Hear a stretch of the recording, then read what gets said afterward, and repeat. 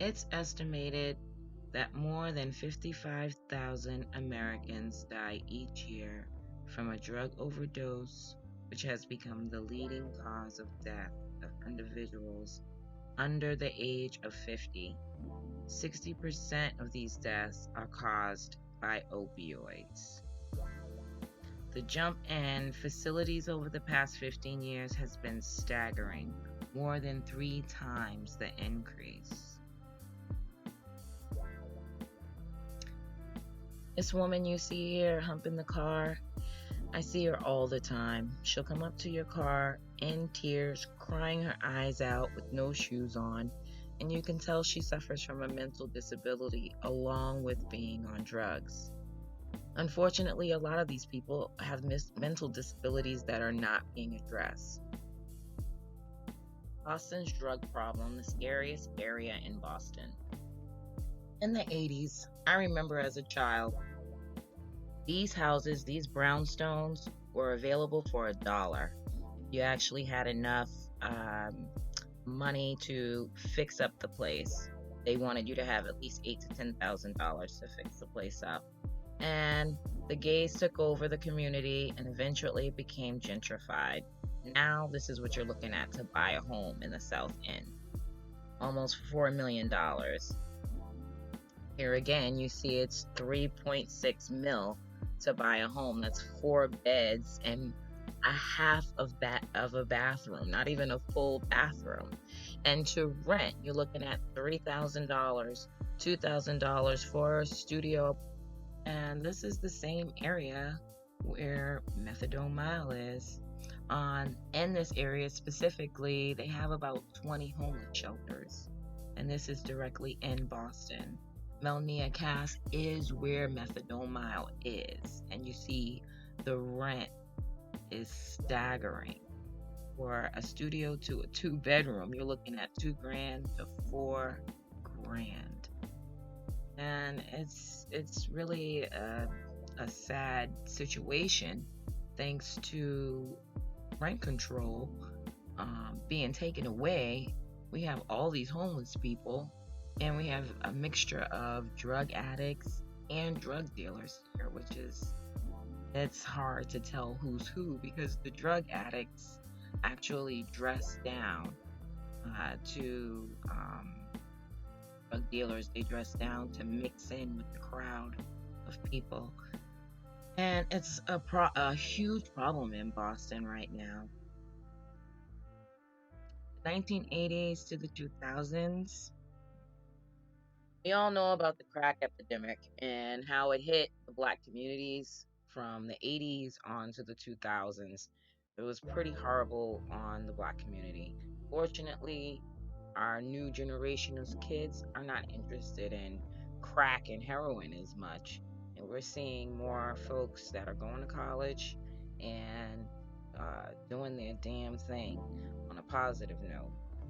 Unfortunately, now this is your typical heroin addict. Pretty white girls, who you would least expect. I've seen girls like this on Methadone Mile. And it's really sad. And it's government related once again. So I decided to drive down the scariest street in Boston. The reason why I call this one of the scariest streets is because only people who are on drugs or homeless are on this street. And recently, like 2 months ago, a guy, he was a security guard who worked at the prison at the end of the street, and he said something to someone on that street. They literally dragged him out of his car, and they pulled him behind a building next to a fence, beat him to a bloody pulp, stole all of his stuff. They stole his cell phone. Then they went in his car. They stole his car. And it was just pretty scary to see. So, like, usually I don't think anybody really goes down the street unless they're going to the prison. Other than that, you only see drugging. Now I'm approaching this right here, right. And I was hesitant about driving down the street because I was scared the police might see me and say, "What are you driving down the street for?" But yeah, this street is, I slowed it up a little bit so that you can really see what the street is like. And it's just one of them. Right now, it's not as busy because people are all over the area. But this particular street, you see nothing but sadness and people who are homeless. And it's very unfortunate, especially considering how rich Boston is.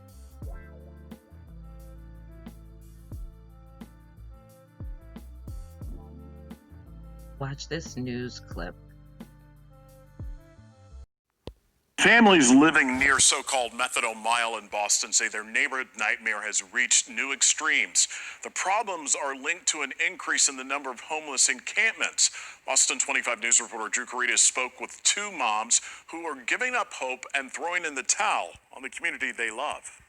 This is, 1, 2, 3, 4, 5, probably 6 poops. It's a daily discovery that has disgusted Alexandra Crotinger one too many times. Why do I have to literally weave around piles of human poop with my stroller?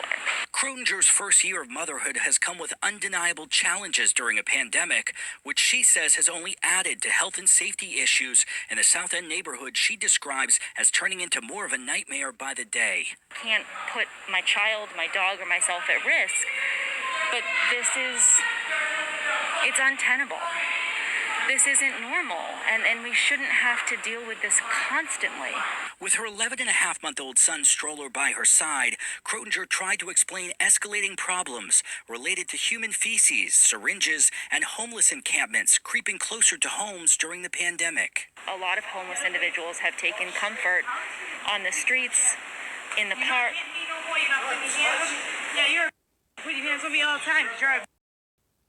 Our interview repeatedly interrupted by a dispute in the street, offering just a glimpse into why her family has decided to put their home on the market.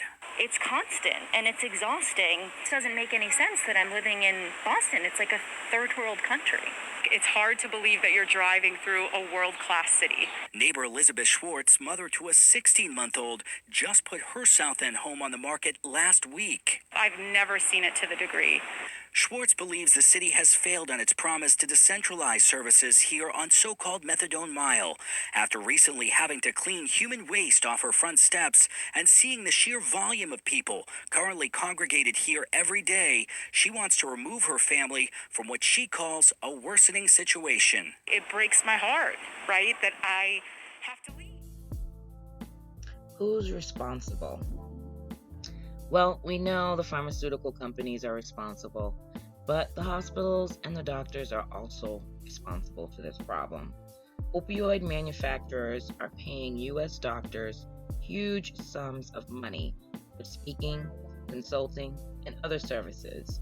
And the more opioids a doctor prescribes, the more money he or she gets paid by the same manufacturers, according to a new analysis from Harvard T.H. and School of Public Health, Harvard Medical.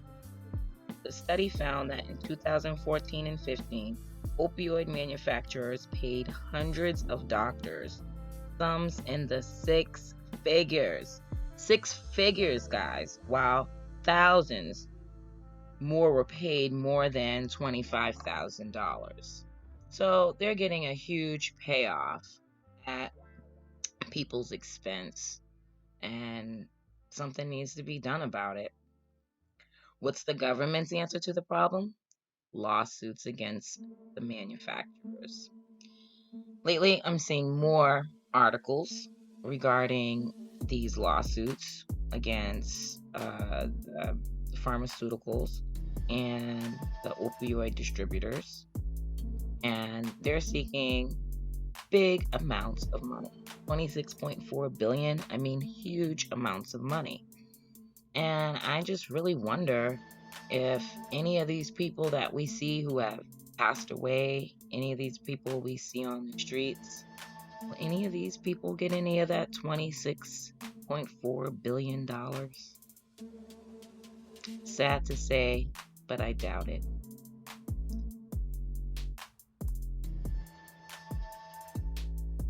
We have mental disability issues, homelessness, and drug addiction in a very expensive neighborhood.